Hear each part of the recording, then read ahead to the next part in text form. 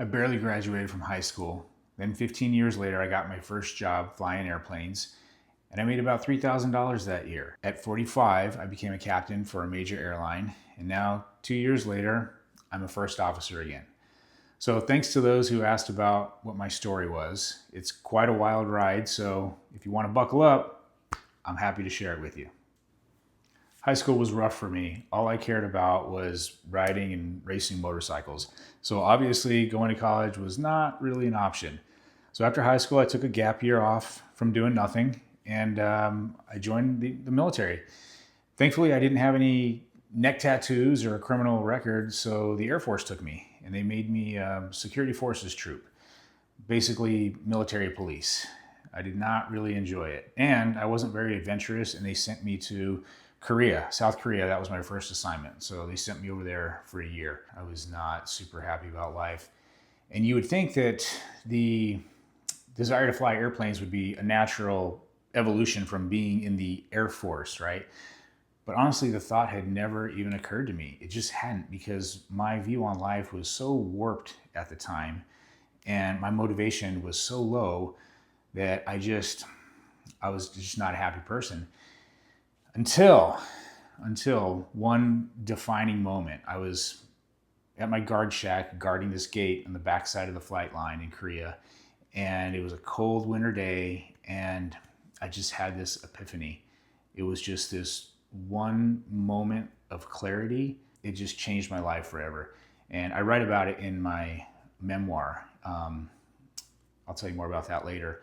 But from that moment on, so I had decided, in that moment of clarity, I decided that I was going to be an Air Force pilot. That was it.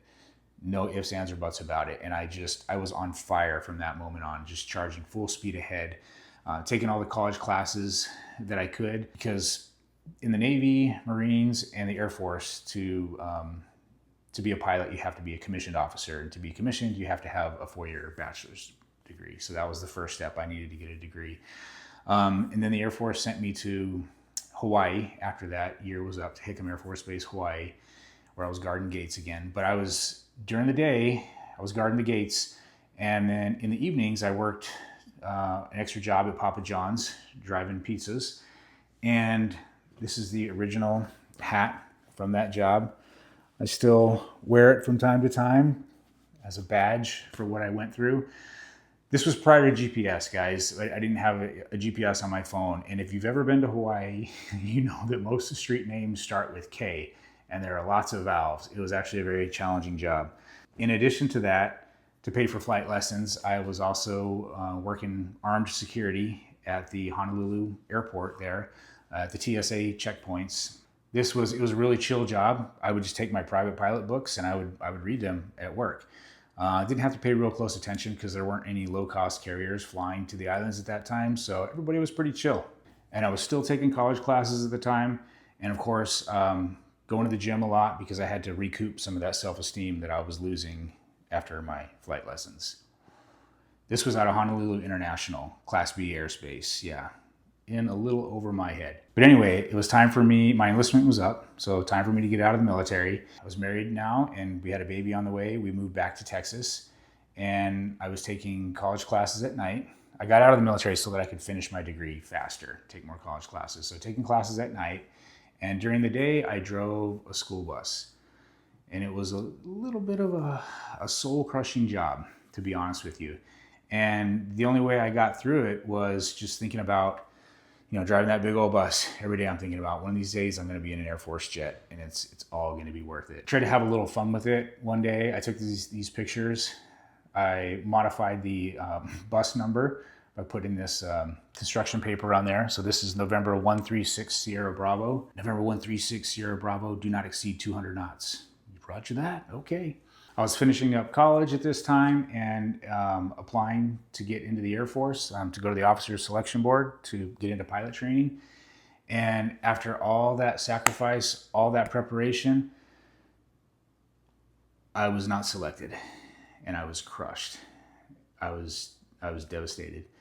And at the same time, weirdly enough, though, I was grateful that they offered me a navigator slot. And so I was still going to get a commission in the world's greatest Air Force. So I had to be happy about that, right? Now, I mentioned my memoir earlier. It is a completed manuscript that I have already written that it's all the details of this whole process. And I'm actually going to share it on YouTube in another channel that I just started. And I'm going to put the link in the description below here. So if you want to go there and check it out, it's basically full story, but it's within the context of, being an ambitious male, how we deal with our insecurities and disappointments and that sort of thing along the way on our journey toward the accomplishments, toward the goals that we want. It's not the normal thing that you hear people talk about. So it's really for those who are ambitious, but also introspective. It's going to be interesting. I don't think anything like this has really been done on YouTube before, as I'm aware of. But like I said, I'll put the link in the description. Check it out if you get a chance. Anyway, back to the Air Force. So I start navigator training there at Randolph Air Force Base in San Antonio. And I still had this crazy dream that I wanted to fly. And so in the evenings, I was flying again. I was going to navigator school during the day. It was all whiz wheels and jet navigation charts and navlogs and all that stuff. And in the evening, I was flying, working on my instrument rating. And because I was kind of overloaded with both of those things, I actually failed my instrument check ride, but I passed it again another week later. So I got that and we moved on. The Air Force then sent us to Nebraska, where I was in the back of the RC-135 rivet joint. An amazing aircraft with really amazing capabilities, but I felt like for my job, I was doing electronic warfare on that airplane.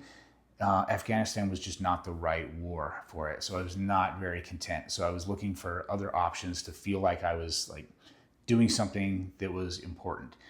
And about that time, the Air Force changed a policy and they came out with saying that navigators, rated navigators like I was, who had their commercial instrument rating could apply to fly drones, Predators, Reapers, that kind of thing. So they'd be RPAs, remotely piloted aircraft, right? And so I was like, well, here I go again. It was my day job during the day, and at night, I was out there just hemorrhaging money, right? You guys know how it is to get that commercial rating, just racking up my hours. In that commercial process, man, quite a story. As I was finishing up my commercial license, the Air Force then responded to an earlier petition that I had to go be part of the TACP in the combat air forces. So TACP is a tactical air control party. So think forward air controllers, those guys, boots on the ground, outside the wire, calling in airstrikes to support, the Army and Marines essentially. And I was really excited about doing that because I felt like that would get me involved where I was doing something important. So I decided to go do that instead because RPAs at the time, I'm not sure if they were still doing it, but they were being flown from Creech Air Force Base in Nevada. And I just wasn't super excited about being in a box playing like a video game.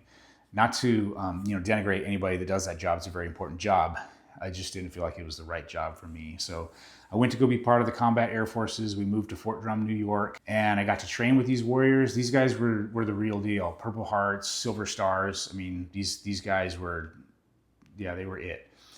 So I deployed, went to Afghanistan, went to Kandahar for 6 months, but because of my rank, I was a captain at the time, I was not down at battalion level. I was at the headquarters operations. And so I was not as involved as I wanted to be.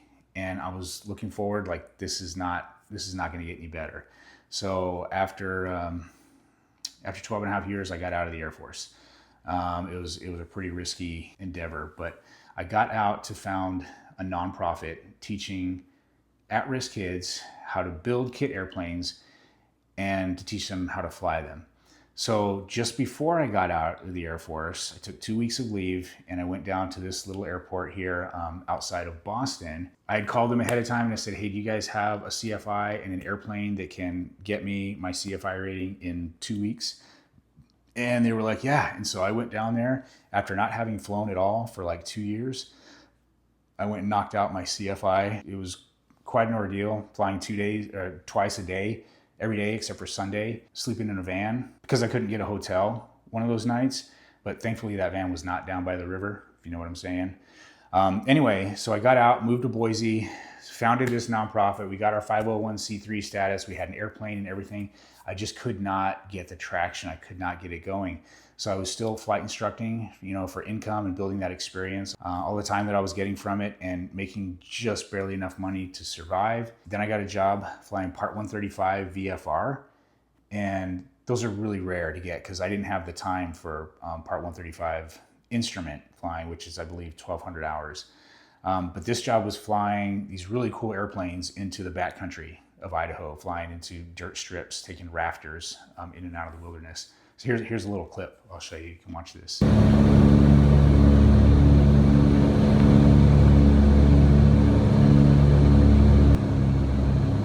This is a good video too. I think I'll put it on my channel as well, and I'll put a link down in the description for any of those who are interested.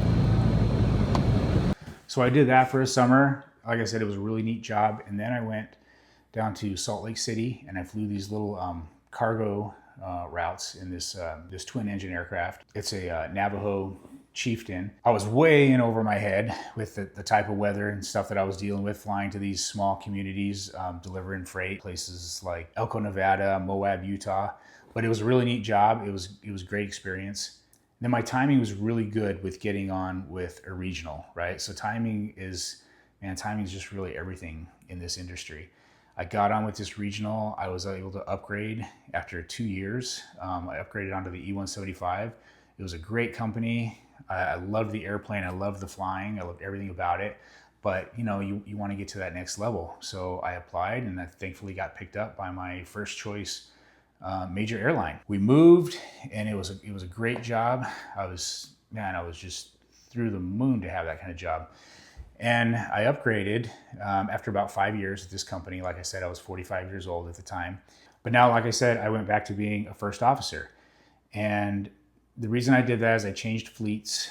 It's all about quality of life sometimes, right? You want to hit that high point, hit that goal, whatever it is. But then sometimes you think about if it's really best for your situation. Stepping down from the left seat gives you more options. It really does. Of course, it cuts your pay and your status, but that's why I did it, because we wanted to be able to move. I wanted to have the kind of schedule that I wanted, and it's really worked out. Never would have thought it would turn out this way. I couldn't be happier. It's great. So I enjoy hearing people's stories as well. You can learn a lot, especially those ones that didn't go straight line, A to B to get here. And there's a lot of us out there like that, right? So if you're maybe not in your 20s anymore and you're still thinking about pursuing this, I say go for it. And if you want, check out the link in the description. And like I said, there's more detail there from the context of the way the male brain works sometimes. This was the book that I wanted to read and couldn't find it because people don't normally talk about these sorts of issues that we deal with as ambitious men. But anyway, it's still for anybody. I hope you check it out, and thanks for watching this video. Let me know what you think.